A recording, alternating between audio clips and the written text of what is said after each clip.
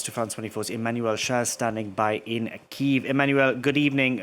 Talk us through the reactions coming in from Ukrainians to this virtual summit, which Europeans and Vladimir Zelensky held with Donald Trump.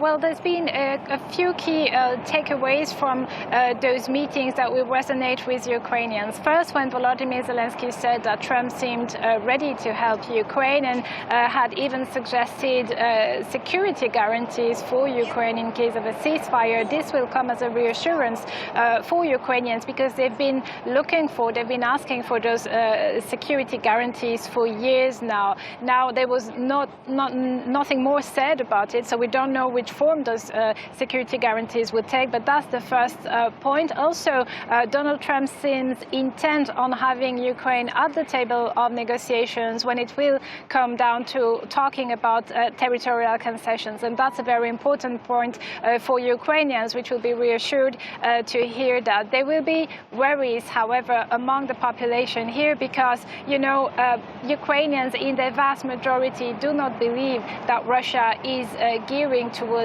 a peace talks, towards a ceasefire, just because they continue living under Russian bombs here. And also they have no trust that even if a ceasefire is agreed upon, this will last, because Russia has a history of violating ceasefires since 2014, and even the ceasefire that it itself had implemented. So there's really a wariness here among the population, and of course everybody is waiting to see what will happen on Friday after the meeting between Donald Trump and Vladimir Putin.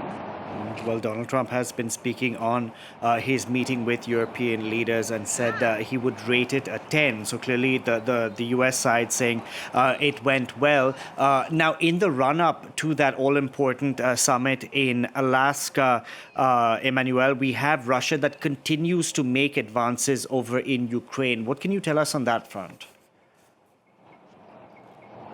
Well, indeed, the pressure on the front line is not winding down, and this is also partly why Ukrainians do not believe that Russia is, heading towards a ceasefire. In the eastern region of Donetsk, there's a very strategic route between Dobropilya and Kramatorsk, which was already closed to the public since for a few weeks now, because it was already under Russian drones control, and now you have apparently incursions of Russian troops near this very strategic axis. And there was some confusion yesterday when there was talk about those advances as seen in open source, because the Ukrainian side is saying, well, those are just isolated elements, 4 to 5 soldiers who managed to go through the Ukrainian defense lines, and it's not, it's not a full battalion, a full, troops, significant troops, Russian troops that are implemented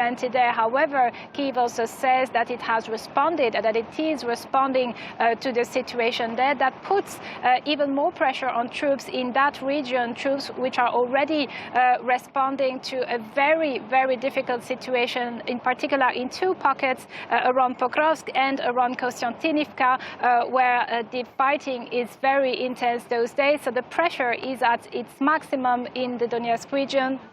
No signs of Russia really wanting to, ease the tempo that they've set up there in the east of Ukraine.